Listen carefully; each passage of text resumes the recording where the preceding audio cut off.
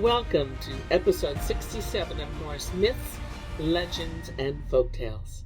My name is MyLinda Butterworth. Today, we learned how Gudrun ends up marrying King Atle, and how the curse of Andvari plays a role in what is to come to pass in part 1 of Gudrun's Vengeance. When Sigurd and his son were burned with Brynhild on the pyre, Gudrun refused to be comforted, nor could she abide to remain in the Hall of King among the oath-breakers, her brothers, who had brought her husband to his death. So she went forth alone to wander in the forest, with desire that wolves should devour her. 5 days she journeyed in her sorrow, knowing not whither she went, until she came to the hall of King Alv. There was she received with pity and tenderness, and she had for companion Thora, daughter of Hakon, king of Denmark. She was well loved, and with Thora she sat and embroidered on fair tapestries the deeds of Sigurd and Sigmund.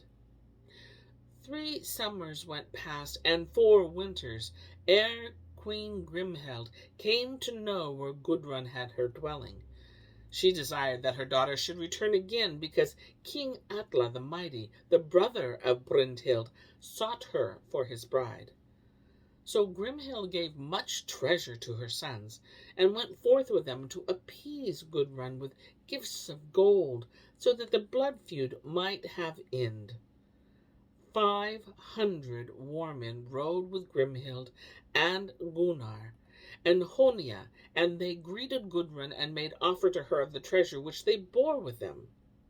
Then did Gunnar give to Gudrun a golden goblet filled with the drink of forgetfulness, which Grimhild had brewed, so that she might put past old sorrows and hate. Gudrun drank, and her grief faded.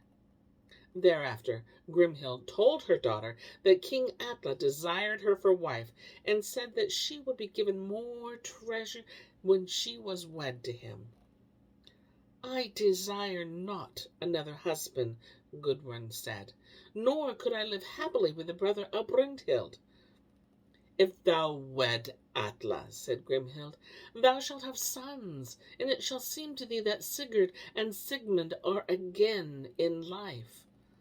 "I seek not, nor hope for gladness any more while I live," Gudrun answered. But her mother pleaded. "Atle is foremost among kings. A nobler husband thou canst not find. May thou never he wed to any man," she added, "if thou shalt spurn this mighty ruler."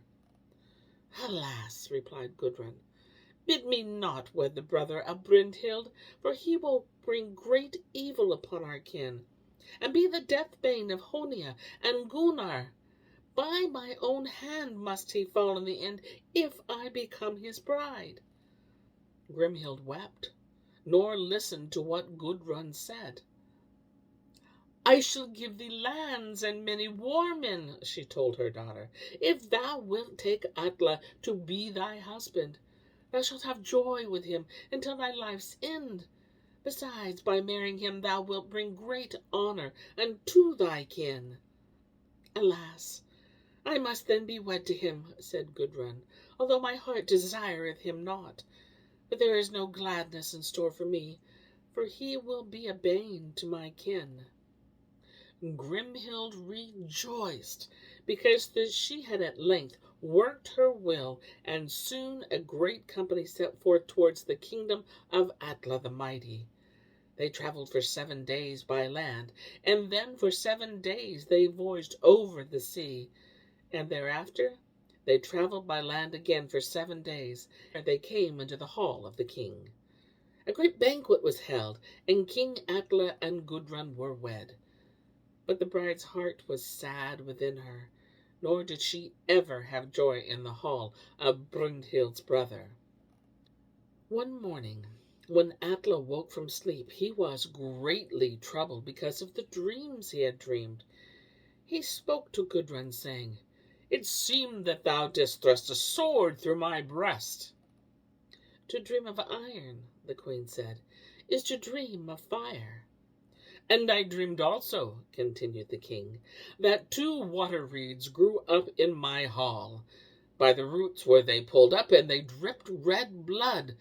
Of them was I asked to partake. Then it seemed that 2 hungry hawks flew from my wrist, and they went to Hela. Hearts had they steeped in honey, and I ate them. Thereafter I dreamed that 2 cubs gambolled at my feet. Of these did I also partake. Thy dreams forebode much ill, Gudrun said. Verily thy sons are nigh unto life's end. Black grief is at hand. Weeks passed, and then years, and the doomed dreams faded from the king's memory. Yet was there more unhappiness between the ill-mated pair. Then a time came when Atle spoke of the accursed treasure which Sigurd had found when he slew Fafnir. Well he knew that Gunnar and Honia had kept from Gudrun the greater part, so that they could boast of immense riches. In his heart Atle coveted the hoard, and desired it for himself. So he took counsel with his nobles and decided to invite Gunnar and Honia to visit his hall. A trusted messenger who was named Vinja was sent forth with a company of war men to make promises to the brothers and induce them to the journey of Hunaland.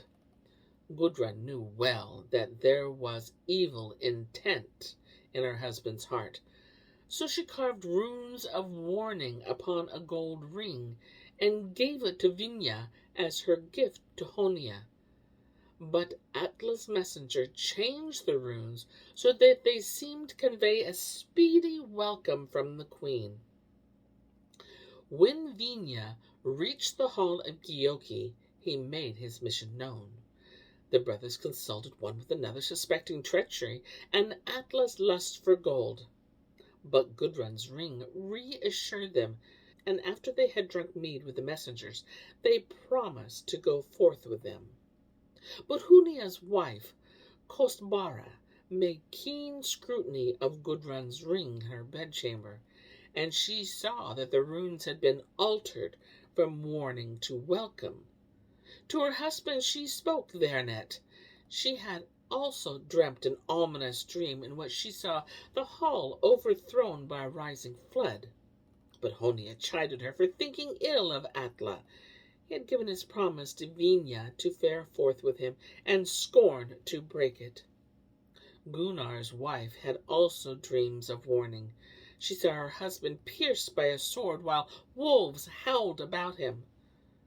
"Little dogs will bark at us," Gunnar said. "Methought I also saw," his wife continued, "a battle maiden of sad visage entering the hall. She seemed to be a Valkyrie." "A man must die at his appointed hour," Gunnar said. "Besides, it's not good to live over long." Now Gunnar, who was king, for Gyoki had departed hence, was well loved by his people, and in the morning they clamored about him, beseeching that he should not leave them. But he bade them to feast with him. "We may never again drink mead together," he said, "but no man can escape his fate." Gunnar's wife spake with Vinja. "Methinks," she said, "that ill fortune will come to our kind from this journey." But Vinja swore many oaths, saying that no evil was intended.